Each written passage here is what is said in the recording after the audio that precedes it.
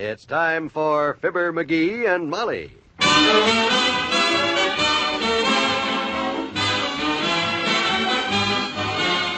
Sundays through Thursdays, NBC brings you Fibber McGee and Molly transcribed.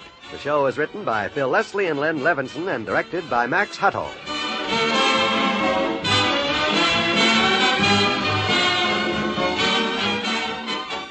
Fibber and Molly will be with you in a minute. This is it, L&M Filters. This is it, something new. Now 2 sizes, L&M Filters. New king size and regular too. This is it, L&M Filters. L&M Filters with the miracle tip. No cigarette ever went so far, so fast as L&M filters. And with the new king-size L&Ms, there's no telling where they'll stop. Yes, L&Ms are sweeping the country, and the reason's simple. No filter compares with L&M's exclusive miracle tip for quality or for effectiveness.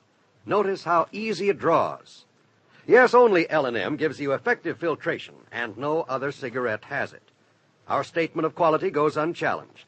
L&M is America's highest quality and best filter tip cigarette.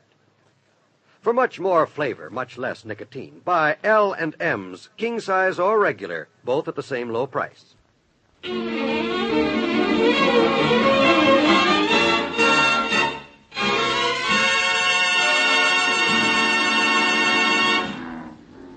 I tell you, Mr. McGee, I'll be kind of glad when you get rid of those frogs just between you and me. So will I, Lester. Also, this handsome mud puddle he built for them in the yard here.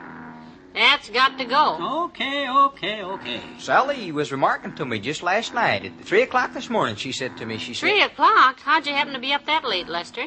Well, we weren't up, really. We were just woke up by the frogs. It sounded like an all-bass chorus doing Asleep in the Deep at the bottom of a cistern. If they'd have been in a cistern, I'd have put a lid on them. Well, I'm sorry they kept you awake, Les, but won't happen again. I'm selling the whole batch of them to Monsieur Cliché, the chef at the Ritz Vista Hotel. Why, that'll be mighty fine news at my house. Yeah, he's tickled to death to get them, too. Said he'd be over here in a few minutes. Say, while he's here, I want to get him to tell me how he makes those beautiful swans out of folded napkins. Say, look at that big fella there. I called him Ezio. He's the one that took all the solo parts last night. He sounds a little hoarse today. Yeah, that frog's probably got a people in his throat. Oh, my gosh, don't you get it, Molly? People get a frog in their throat. Frog gets a people in their throat. It's a pun on the twist. It ain't funny, McGee. Oh, frogs ain't a very funny people. You said it. A frog with a people in his throat. Say, that's pretty good, Mr. McGee. I'll have to tell Sally that one. Oh, listen. I thought I heard the front doorbell ring. Well, Monsieur Cliché's due about now. I'll go on in and just in case he comes. If it's him, bring him back out here, will you? I better mosey on home, I guess. Sally's downtown. I want to watch for the laundryman. I want to talk to that feller. Oh, what'd they do? Wash the buttons off your shirts or something? No, I just want to have a little chat with him about those fancy striped shorts I got for Christmas. You remember the ones I showed you that Sally picked out? Oh, yeah, the silk ones, huh? Did they lose them? No, they didn't lose them. But, I think there's a comedian loose around that laundry someplace, Mr. McGee. Yeah. I didn't mind when they ironed pleats into my shorts. They come right out. Pleats? But the next time they bring my underwear back starched so the pleats will stay in, I'm going to punch somebody. Oh, I don't blame you. That sounds pretty uncomfortable. Yeah, a joke is a joke, but by golly, I'm... McGee, here's the gentleman you were expecting. Ah, Monsieur McGee, you're as good as your word. You have the frogs. Si, Monsieur Cliché. Look 'em over. You ever see a more happy, healthy, husky bunch of hoppers in your life? Before you gentlemen get down to business, maybe Monsieur Cliché would like a little lunch. I could whip up a bite in a few minutes. Thank you. I don't suppose you high-eating chefs care for our kind of plain cooking, do you? Oh, on the contrary, monsieur. I must decline with thanks because I am saving my appetite for dinner at home. Oh? My wife, she's fixing my favorite dish, Irish beef stew. I can hardly wait. Oh. Well, this deal shouldn't take long. Naturally. I look at your frogs. I see they are active, healthy, the right size. They will fill the bill. The bill of fare, that is. How many do you have? Well, the best count I can make with them all jumping around, I should say around 100 or so. And these size will run 2 pair to the pound, 50 pound at $1.25 a pound, about $62.50 or so. You see the steward when you bring them in. I will tell him to give you a check. Oh, then it's all set. Well, that's fine. Well, I'll walk you to your car. Goodbye, madame. Thank you for the invitation. Oh, you're welcome indeed. Some other time you've got to try my Irish stew. Yeah, Molly sure whips up a stew that melts in the mouth. Oh, I wish I could learn how to make it right. Now, as soon as I get all them frogs transferred into a sack, I'll drive them down to the Ritz Vista. Oh, that will not be necessary, Monsieur McGee. You just bring the legs. Well, sure, but after all, the legs are attached to the... Oh. Of course. We never buy them live. Well, gee whiz, I mean... I never stopped to think about that. My gosh, how am I going to... That, Monsieur McGee, is your problem. I will tell the steward to expect you. Holy smoke. That's the one thing I didn't even think about. Oh, this is a mess.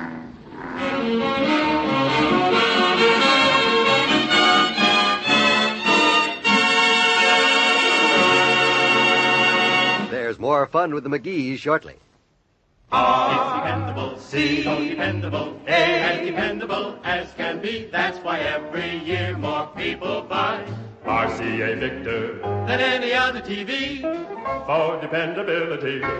But dependability isn't the whole story, not by a long shot. Here are 4 good reasons why you should see your RCA Victor dealer. First, today's smartest cabinet styles, a completely new line. Second, the new all-clear picture with 212% finer picture contrast. Third, the new Easy C tuning dial. Fourth, the lowest prices ever for RCA Victor quality. And remember, It's dependable, C, so dependable, A, as can be. That's why every year more people buy RCA Victor than any other TV for dependability. remember the world's best names for quality. RCA and RCA Victor.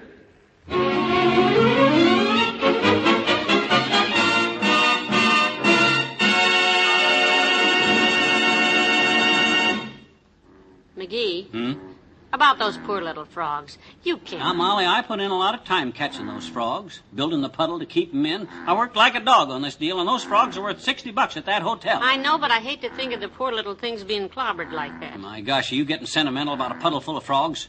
Poor little things? That's not what you called them this morning at 4 o'clock. Where are you going? In the house. I may go over to Mabel Toops's for a while. I just don't want to be here when that... Okay, Tootsie. Oh, there goes a good kid. Awful sentimental, though. Not frogs, at least. Boy, when you start mixing sentiment with business, you're in trouble. The only thing I'm sentimental about is money. I love it. And $60 for a batch of frog legs is nothing. Hi, Mr. McGee. Hi. Oh, hi, Teeny. Everything okay? What you looking for? My frog. My leopard frog. Here, Pierre. Here, Pierre.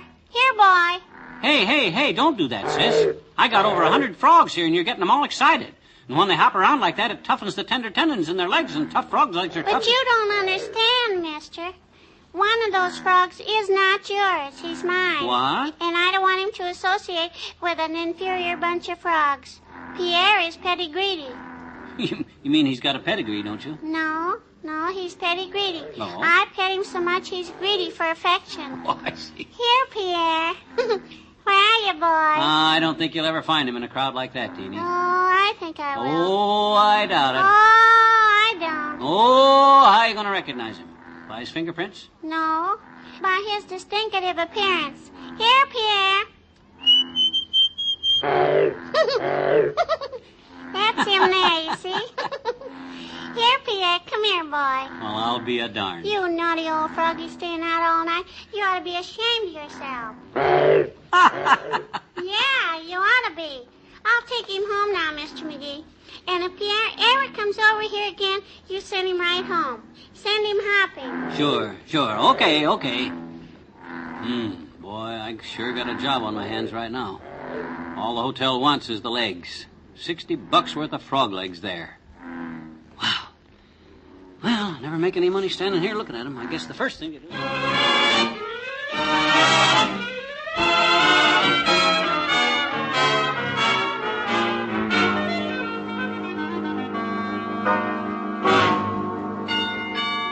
Come in.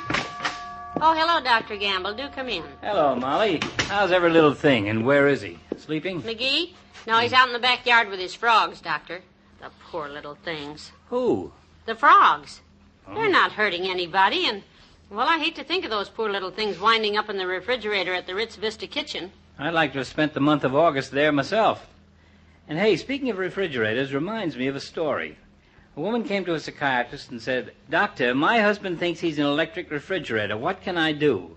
The doctor told her that wasn't unusual. There wasn't any real harm in it. If it made him happy, she should try to go along with the gag. Learn to live with the situation. The woman said, "I'll try, but it's terribly hard, doctor. You see, he sleeps with his mouth open, and the light keeps me awake." Very good, Dr. Oni. Well, I can't get those frogs out of my mind. Pardon me a minute, will you? Of course. I'm going out there and turn those frogs loose. You are? Well, wait a minute. I'll come with you.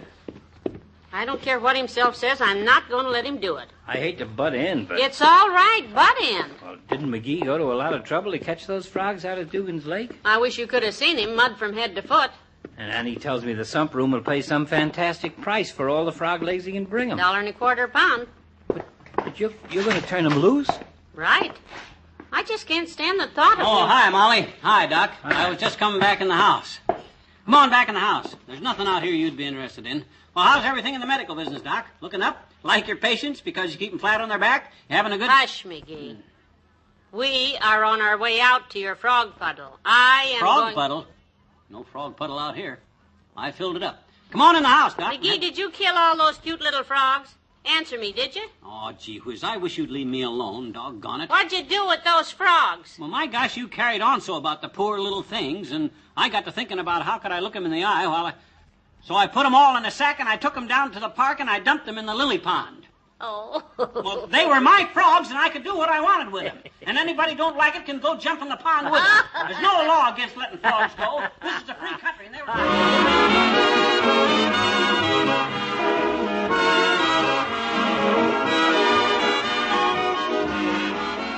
We'll say goodnight to Fibber and Molly in a moment. You know, it's a funny thing about people, but even the laziest of us drive our eyes unmercifully. For whether we work or play, our eyes stay right on the job. So give them a kind thought every day. Regularly treat them to the quick, cool refreshment that comes with a 2-drop bath of Murine in each eye. Follow this pleasant custom when you wake up in the morning, before you go to bed at night. In fact, as often during the day as your tired eyes tell you to.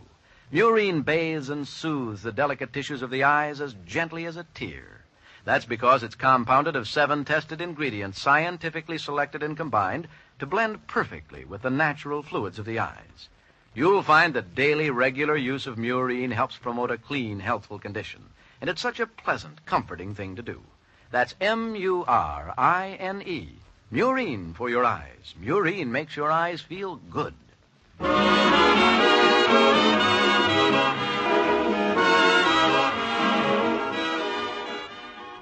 Did you get the chef on the phone, McGee? Tell him you weren't delivering the frog legs? Yep, and boy, was he sore. But I got him to simmer down. He's okay now. That's good.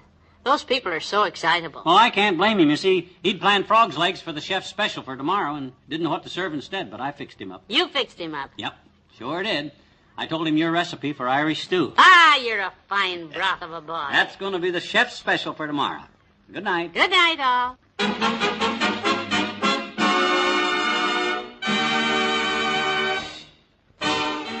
Fibber, McGee, and Molly is an NBC Radio Network production transcribed, with Arthur Q. Bryan as Dr. Gamble, Robert Easton as Les, and Jack Moyles as the chef. This is John Wald reminding you to be back with us again Sunday night, when the McGees find themselves in a rather embarrassing predicament as they try to do a favor for the Toopses. Good night.